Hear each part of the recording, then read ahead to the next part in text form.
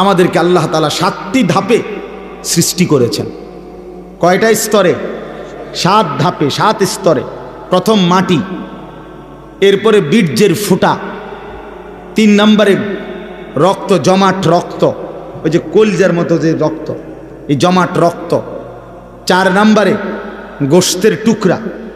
5 নম্বরে হাড্ডির একটা খাঁচা, কঙ্কাল। 6 নম্বরে ওই হাড়ের উপরে গোশতের আবরণ, এই গোশত দিয়ে সাজায় দেওয়া। 7 নম্বরে রূহ দিয়ে মায়ের পেট থেকে বের করা। কয়টা হইল? 7।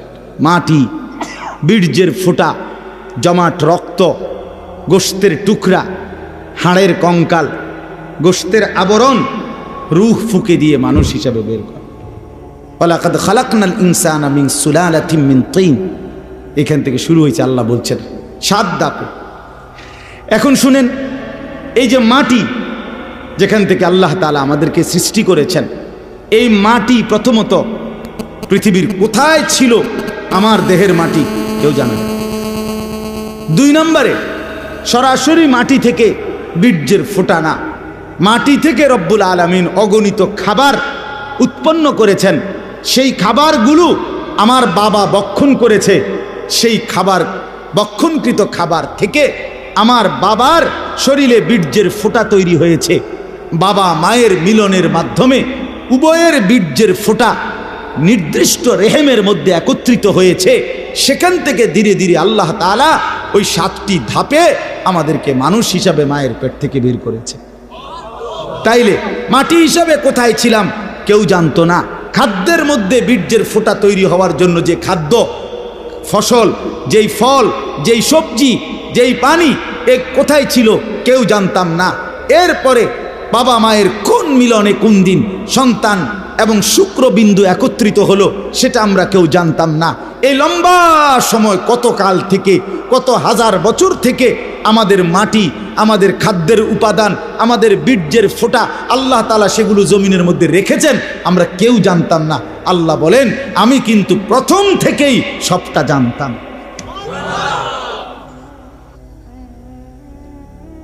তোমার মাটির উপাদান কই ছিল, খাদ্যের উপাদান কই ছিল, বীর্যের উপাদান কই ছিল, কোন দিন তোমার বাবা হবে, কোন দিন তোমার মা হবে, কোন দিন তারা স্বামী স্ত্রী হবে, কোন দিনের মিলনে সন্তান আসবে, এই সব ফয়সালা আমি আল্লাহ আগের থেকেই নির্ধারণ করে রাখছিলাম। সুবহানাল্লাহ। আল্লাহ তাআলা বলে, বান্দা, এইভাবে নিখুঁত পরিকল্পনা নিয়ে, কত দীর্ঘ সময় নিয়ে আমি তোমারে বানাইছি,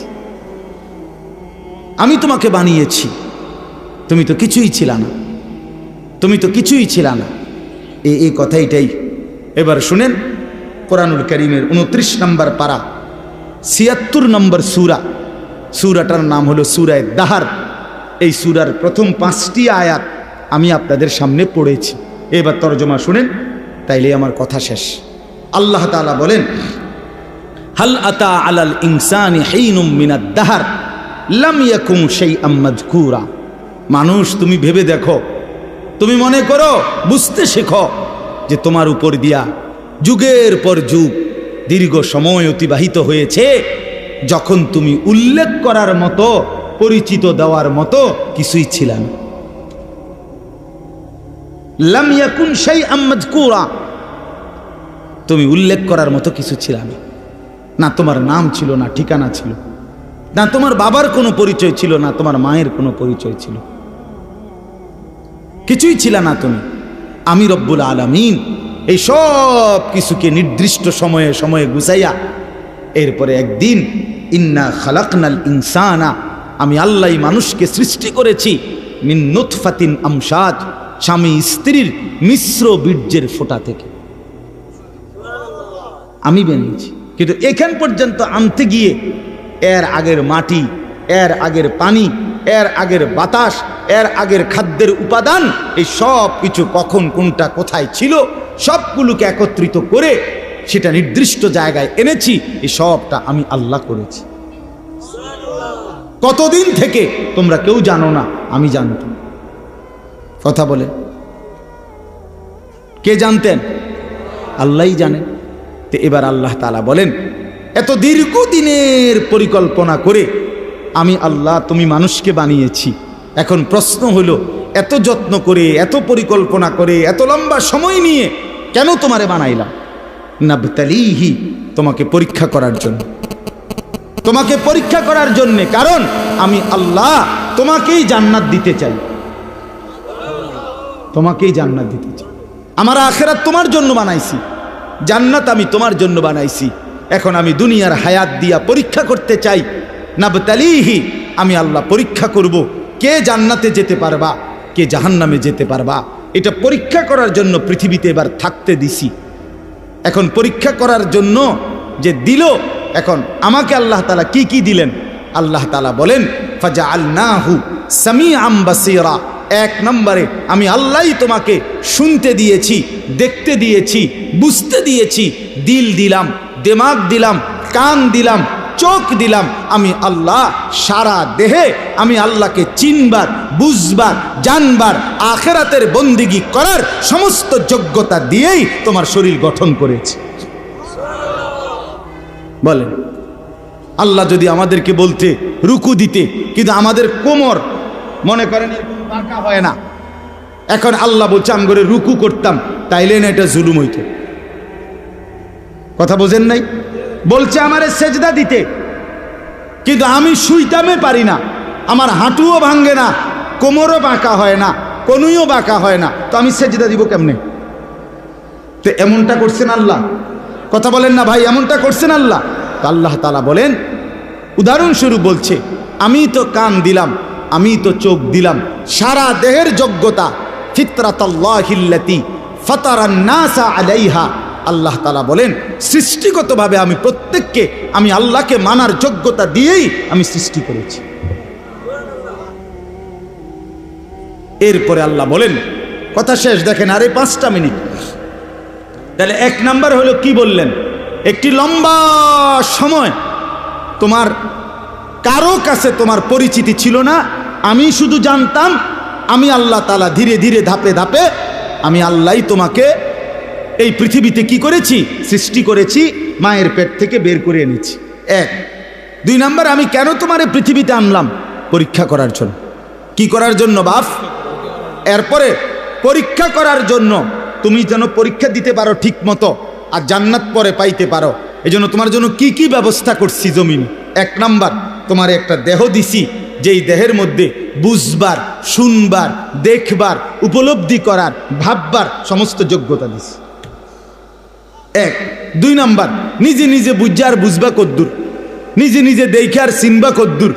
এই জন্য ইন্না হাদাইনাহুস সাবিলা, আল্লাহ তাআলা বলেন আমি নিজেই আমার পক্ষ থেকে যুগে যুগে নবীর মাধ্যমে, রসুলের মাধ্যমে, কিতাবের মাধ্যমে, ওলামায়ে কেরামের মাধ্যমে আমি আল্লাহ তোমার জন্য ওই আমি পরীক্ষা করে কোন রাস্তাটা চাই, জান্নাতের সেই রাস্তা আমি নিজেই দেখাইয়া দিচ্ছি। আমি পথ বলেও দিয়েছি, এটা ডান, এটা বাম, এটা জায়েজ, এটা না জায়েজ, এটা হালাল, এটা হারাম, এটা উচিত, এটা অনুচিত, এটা করো, এটা ছাড়ো। এটা আল্লাহ তাআলা বলেন নবীর মাধ্যমে, রসুলের মাধ্যমে, কোরআনের মাধ্যমে, আউলিয়ার মাধ্যমে, উলামায়ে কেরামের মাধ্যমে, রাহবার পথ প্রদর্শকের মাধ্যমে আমি আল্লাহ বারবার বারবার বারবার তোমার কাছে পৌঁছেছি। তাহলে কি সমস্যা করলাম আমি তোমার? আল্লাহ বলেন আমি তোমার জন্য কোন ইন্তজামটা করি নাই? তোমারে সমস্ত বন্দিগি করার মতো যোগ্যতা সম্পন্ন একটা শরীরও দিছি, আর কি করবা বুঝাইয়া দেওয়ার জন্য আমি আল্লাহ তাআলা আমার পক্ষ থেকে পথ প্রদর্শক সবই তো দিলাম। বলেন কি কারণে নষ্ট হইলাম? কি কারণে চরিত্রহীন হইলাম আমরা? আমার ভাই বলেন, আমার এই শেষ কথাটা রাত্রিবেলা শুনেন, ভাবেন, ছেলেরা তোমরাও ভাবো, বাবারা আপনারাও ভাবেন। আমাদের রব আল্লাহ, আমাদের নবী মুহাম্মদুর রাসূলুল্লাহ সাল্লাল্লাহু আলাইহি ওয়াসাল্লাম, আমাদের কিতাব কোরআন, আমাদের ধর্ম ইসলাম, এই 4টা জিনিস সর্বশ্রেষ্ঠ। আল্লাহ সর্বশ্রেষ্ঠ, নবী মুহাম্মদ সাল্লাল্লাহু আলাইহি সাল্লাম তিনি, কথা বলেন না, সর্বশ্রেষ্ঠ কিনা বলেন? কোরআন, ইসলাম, আল্লাহ, নবী, কোরআন, ইসলাম, তাহলে সর্বশ্রেষ্ঠ 4টি জিনিস আল্লাহ তাআলা আমাদেরকে দিলেন। এই 4টি সর্বশ্রেষ্ঠ জিনিস দিয়ে আল্লাহ পাক রব্বুল আলামিন আমাদেরকে দান করলেন। বিনিময়ে আমরা কেন পথহারা হইলাম বলেন ভাই? কি কারণে নষ্ট হইলাম? কিসের অভাব ছিল আমাদের? না বুঝানোর অভাব, না বুঝার মতো জিনিসের অভাব। আল্লাহ বলেন এত উলামায়ে কেরাম, এত ইমাম, এত খতিব, এত উলামা, এত আউলিয়া, এত কিছুর মাধ্যমে বললাম, কেন আমারে চিনলাম, কেন আমারে বুঝলাম? এই জন্য আল্লাহ তাআলা বলেন ইন্না হাদাইনাহুস সাবিলা, আমি আল্লাহই তোমাদের জন্য শরীরের দেহ অঙ্গ প্রত্যঙ্গ যেমন দিলাম, আমার পথ থেকে, আমি আমার পক্ষ থেকে তোমাদেরকে জান্নাতের রাস্তাও দেখাই দিলাম। এইবার আমি শুধু দেখতেছি দুনিয়ার হায়াত দিয়া ইম্মা শাকিরা ওয়া ইম্মা কাফুরা, কে কে আমার অনুগত কৃতজ্ঞ আর কে কে আমার অবাধ্য। ঠিক আছে, চলো ভাত তরকারি খাইতে খাইতে আগাও, কেউ সেজদা দিয়ে আগাও, কেউ সেজদা না দিয়ে আগাও। চলো বান্দা আসো, আগায় আসো। এই আস্তে আস্তে সবাই আমার কবরে চলে আসবা, এরপরেই দেখবা কোনটা সুখ আর কোনটা দুঃখ, কোনটা প্রাপ্তি আর কোনটা অপ্রাপ্তি। এই শেষ এবার আল্লাহ বলেন ইন্না আ'তাদনা লিল কাফিরিনা সালাসিলা ওয়া আগলালাম ওয়া সাইরা, মনে রেখো আমি আমার নাফরমান প্রতিটা বান্দার জন্য ওই আখিরাতে রেডি রেখেছি সালাসিলা, আগুনের শিকল, ওয়া আগলালা, এবং আগুনের বেড়ি, ওয়া সাইরা, উত্তপ্ত দগদগে উত্তপ্ত আগুন, জাহান্নামের আগুন। আইসো বান্দা, আইসো, টের পাইবা। 1 সেকেন্ডেই বুঝায় দেব আমি মালিক কেমন ছিলাম। ভাত খাওয়াইছি মনে করছি দেখা, তুমি মনে করছো আমি তোমার ছেড়ে দিয়ে রাখছি। হ্যাঁ, অনেকেই এটা ভাবে যে কিরে আমি যে এত বাটফারি ছিটারি করি, কেউ দিয়ে আমারে কিছু কয় না, আল্লাহ দিয়ে কিছু কয় না। বেটা ছাগল, আল্লাহ তো এর থেকে বাটফার ছিটারও কিছু কয় না, তো কিসে? আল্লাহ তো বলছে দুনিয়া পরীক্ষার জায়গা। পরীক্ষার হলে তো টিচার দেখে, এতে ভুল লিখতেছে তো সারে মাতে না, হে তো পরীক্ষা দিচ্ছে। কথা বুঝেন নাই?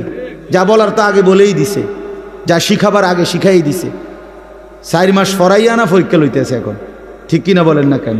তো মালিক তো বলে আমি চোখ, নাক, কান, হাত, পাও বুঝার জন্য সব তো দিছি, আবার বুঝাইবার জন্য নবী দিছি, রসুল দিছি, উলামায়ে কেরাম দিছি, কিতাব দিছি, কোরআন সুন্নাহ দিছি। আর কি করতাম আমি?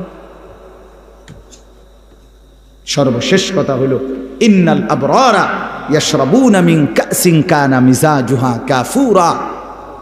শুনেন, একদিকে আল্লাহ বললেন আমি বেঈমান নাফরমানের জন্য আগুনের শিকল, আগুনের বেড়ি এবং জাহান্নামের আগুন রেডি রেখেছি, আর নেককারদের জন্য আমার হুকুম যারা মানছে, আমার অনুগত যারা ছিল, ইন্নাল আবরারা, আল্লাহ বলে আমার পুণ্যবান নেককার বান্দাদের জন্য প্রথম পুরস্কার হলো জান্নাতে ঢুকলেই তাদেরকে কাফুর মিশ্রিত জান্নাতের শরাব আমি আল্লাহর পক্ষ থেকে পান করানো হবে। এ কথার অর্থ কি? এ কথার 2টা অর্থ। একটা হলো জান্নাতের মধ্যে একটা স্পেশাল নহর আছে, আলাদা নদী, যেটার নাম হলো কাফুর।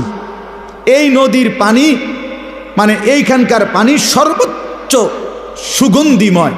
তো আল্লাহ তাআলা জান্নাতি বান্দা যতবারই পান করবে, স্বাভাবিক যত পানি জান্নাতের মধ্যে, এটার সাথে ওই কাফুর, ওই বিশেষ ঝর্ণার পানিও একটু একটু মিশাইয়া দিবে, আর পুরাটা পানি তখন জান্নাতি বান্দার জন্য সুগন্ধিময় হয়ে যাবে। এই হলো এক। অথবা কাফুর বলতে দুনিয়ায় আমরা যেমন কাফুর বুঝে, ওই কর্পূর সাদা সাদা দানা বুঝেন, একটু গন্ধওয়ালা যে এক ধরনের, হ্যাঁ হ্যাঁ হ্যাঁ, কিসের গোটা কইছেন? এইটাই, এই কাফুর বলে এটারে। তো এরকম গন্ধ, যদিও এটা দুনিয়ার গন্ধটা ভিন্ন রকম, কিন্তু জান্নাতের গন্ধটা পানি পান করার উপযোগী। তো এরকম কাফুর মিশ্রিত পানি আল্লাহ তাআলা জান্নাতি বান্দাকে পান করাবে। এটা হলো শুরু। এরপরে আরো আছে জান্নাতের লম্বা বর্ণনা এই সূরাটার মধ্যে আছে। মজার কথা হলো এই সূরাটা যখন নাজিল হইছে নবীজির সামনে, তখন একজন হাবশি কালো চেহারার একজন সাহাবী ছিলেন, সহজ সরল সাহাবী। উনি নবীজির জবান দিয়া এই সূরার জান্নাতের বর্ণনা শুইনা একটা চিৎকার মারছে খুশিতে, ওইখানে ইন্তেকাল করছে। তাফসীরের মধ্যে আছে নবী সাল্লাল্লাহু আলাইহি সাল্লাম বললেন সাহাবীদেরকে, শোনো তোমাদের এই সাথী জান্নাতের আগ্রহে জীবন দিয়ে দিছে, জীবন দিয়ে দিছে। এই ছিল মুমিনের জীবন। মুমিন জান্নাতের আগ্রহে জীবন দিয়ে। বদরের যুদ্ধের দিন নবীজি, আমরা কিতাবে পড়ছি, নবীজি সাল্লাল্লাহু আলাইহি সাল্লাম বদরের যুদ্ধ শুরু হয়েছে, সাহাবীদেরকে বললেন ডাক দিয়া, ওয়াসারিউ ইলা মাগফিরাতিম মির রাব্বিকুম ওয়া জান্নাতিন আরদুহাস সামাওয়াতু ওয়াল আরদ। এই আমার সাহাবীরা, আল্লাহর মাগফিরাত এবং জান্নাত গ্রহণ করার জন্য দৌড়াও, এগিয়ে আসো। এক সাহাবী ক্ষুধার্ত ছিলেন, ওনার হাতে 3টা বা 4টা খেজুর ছিল। ওই সাহাবী বলেন, ইয়া রাসূলুল্লাহ, আমি যদি এখন যুদ্ধের ময়দানে জীবন দেই তাহলে আমি কি জান্নাতে যেতে পারবো? আল্লাহর নবী সাল্লাল্লাহু আলাইহি সাল্লাম বলে, নিশ্চিত তুমি জান্নাতি হবা, খোদার কসম কিতাবে লিখছে।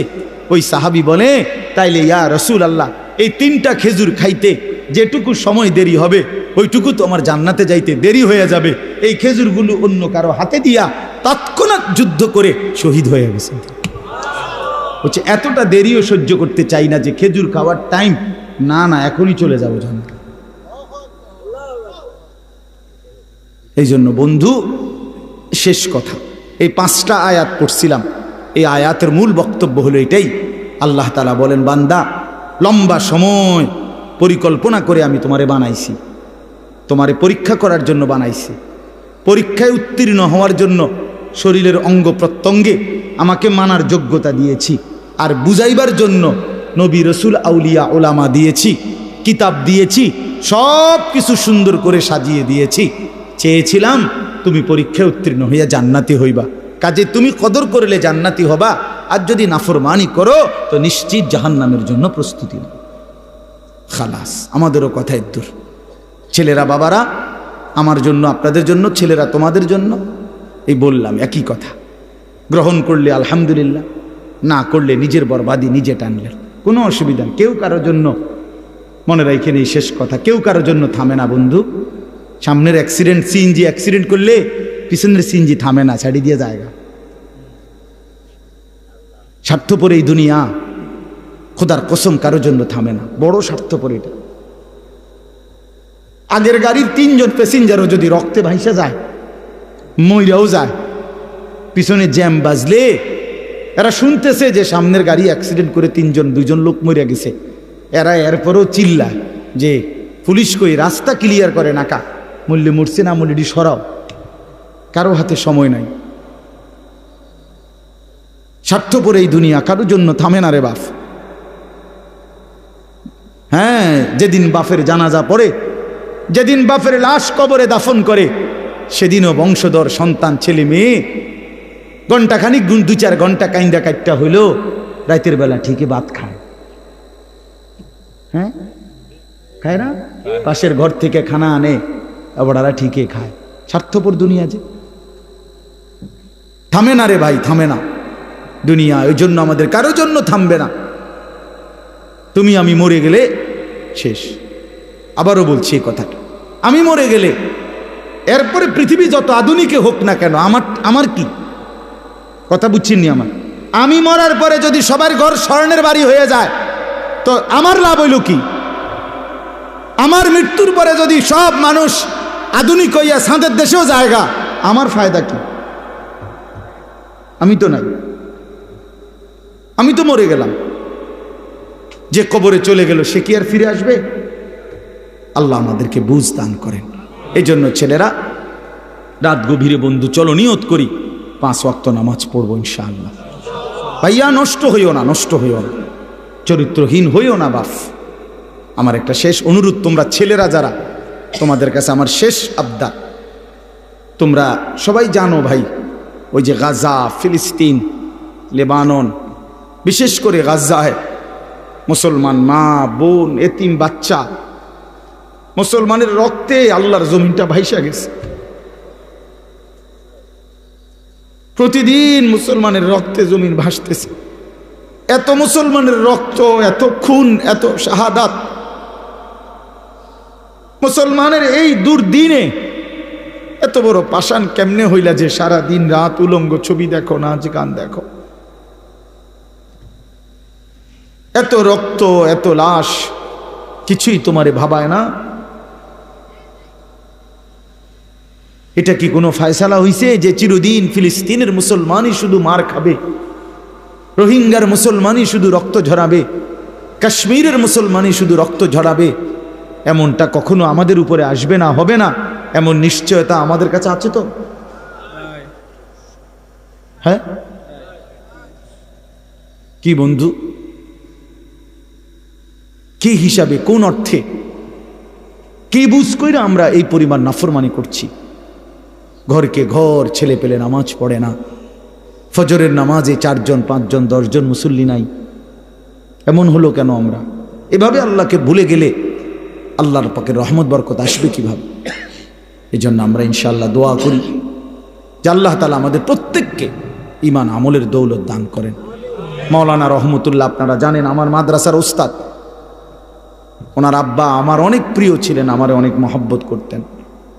আপনারা আমাদের সকলেই মহব্বতের, আমি সবার জন্য দোয়া করি এলাকার সমস্ত কবরবাসীকে আল্লাহ যেন মাফ করে দেয়। আমার ছেলেরা, আমার বন্ধুরা, আমার ভাইরা, আমার বাবারা সবাই মিলে আল্লাহকে রাজি করি। আল্লাহকে নারাজ করে ভাই কোনো লাভ নাই, কোনো লাভ নাই। দুনিয়া চলেই যাবে, হাসতে হাসতেও মরে যাব, কাঁদতে কাঁদতেও আমরা মরে যাব। রাজপ্রাসাদের মানুষটারও মৃত্যু হয়, কুড়ে ঘরের মানুষটারও মৃত্যু হয়। সুখের রাতও ভোর হয়, দুঃখের রাতও ভোর হয়, বাসর রাতও ভোর হয়, জেলখানার রাতও কি হয়? দুনিয়া এই চলেই যাবে। আল্লাহ আমাদের সবাইকে বুঝ দেন, কবুল করেন। লম্বা সময় ধরে আপনারা কোরআন এবং সুন্নাহ থেকে কথা শুনতেছিলেন।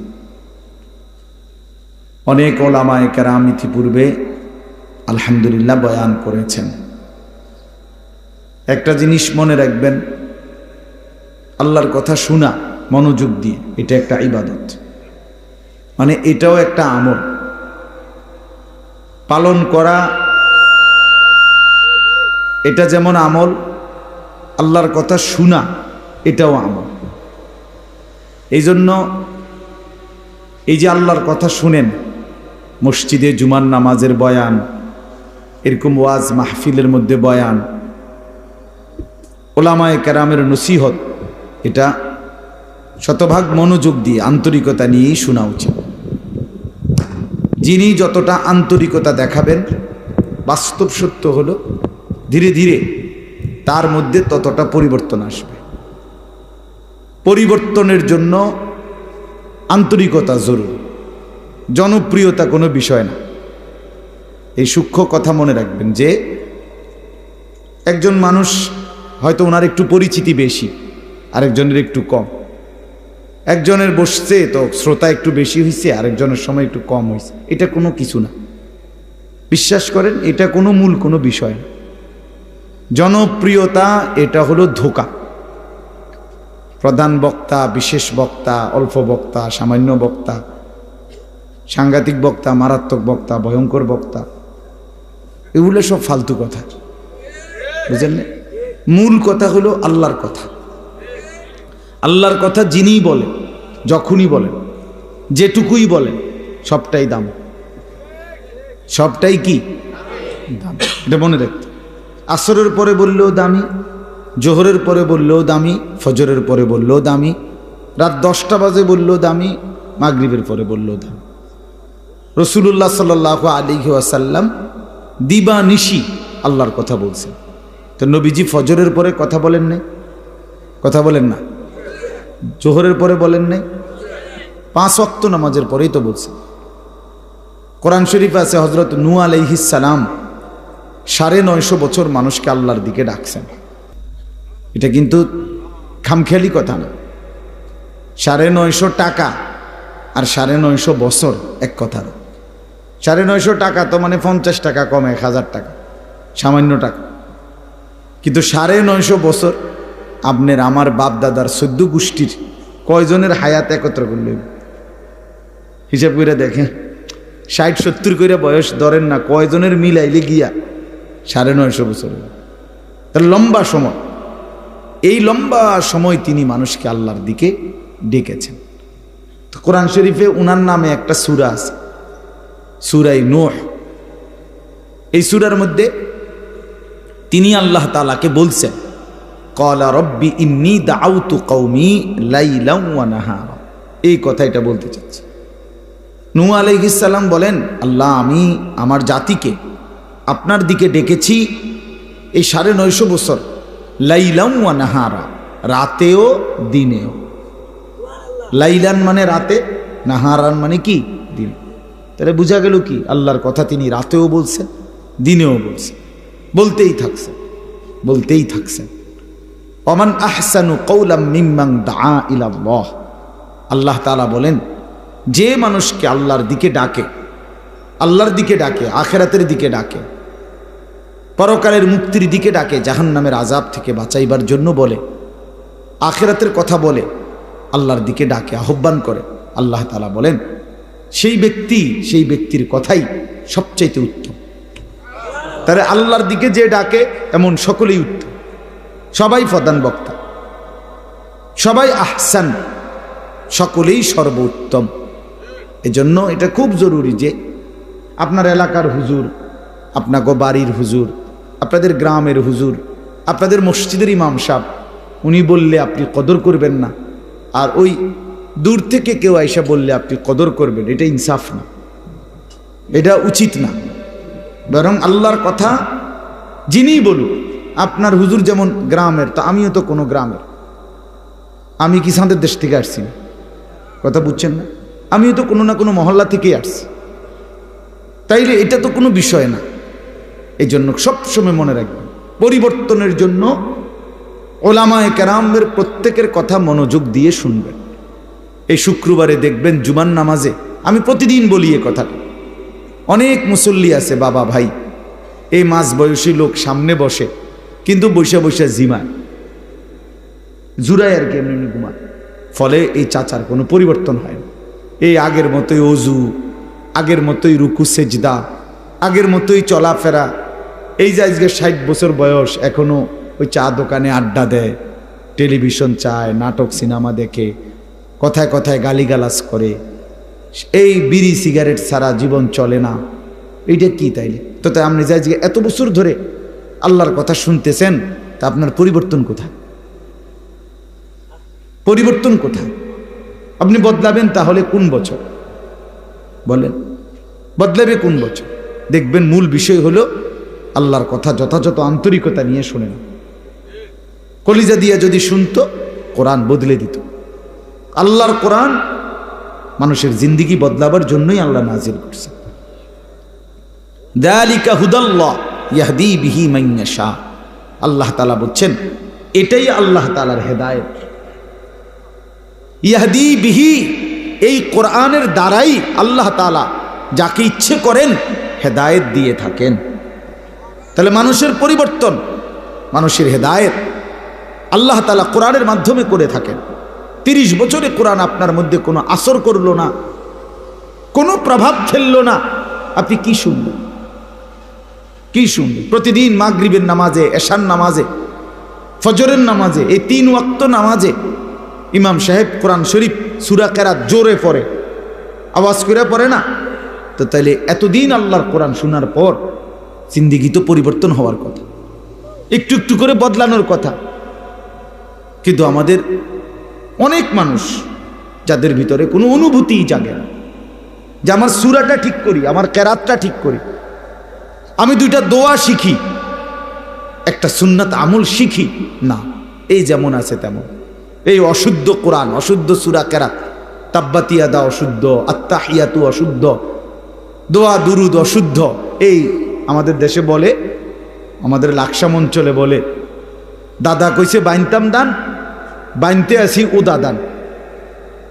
আগের দিনে ঢেকি দিয়া ধান বাইন নাই তো, মানে ধান চাউল আলাদা করতো ঢেকি দিয়া। তো ও দাদান মানে হলো ভিজা দান। ও দাদান বুঝছেন? আমাদের দেশে কয় ও দাদান, আমাদের অঞ্চলে মানে হলো ভিজা দান। তো ভিজা দানের নিয়ম হলো এই ঢেকির মধ্যে দিয়া যদি ভিজা ধান শুকায় নাই, এটার আপনি যতই বাইরান, ভিজা ধানের থেকে চাউল কি হবে না, আলাদা হবে না। এইটারে কয় আর কি যে দাদায় কইছে বাইনতাম দান, বাইনতে আসি ও দাদান, মানে ভিজা দান রে ঢেকির মধ্যে বহুতক্ষণ ধরে বাঁধতে আছে, মাগার চাউল আলাদা হয় কেন? ওই যে ধান যে ভিজা, ধান যদি শুকাইতো তাহলে ঠিকই ধানের থেকে কি হইতো? চাউল বের হতো। এই জন্য এই অশুদ্ধ কোরআন, অশুদ্ধ সূরা আপনি বছরের পর বছর পড়তেছেন, হাসরের ময়দানে গিয়া দেখবেন আমল নামার মধ্যে আপনার সবগুলো নামাজের ওজন 200 গ্রামও আছে না, 100 গ্রামও আসে নাই। তখন কি করবে? তখন তো আফসোস করবে।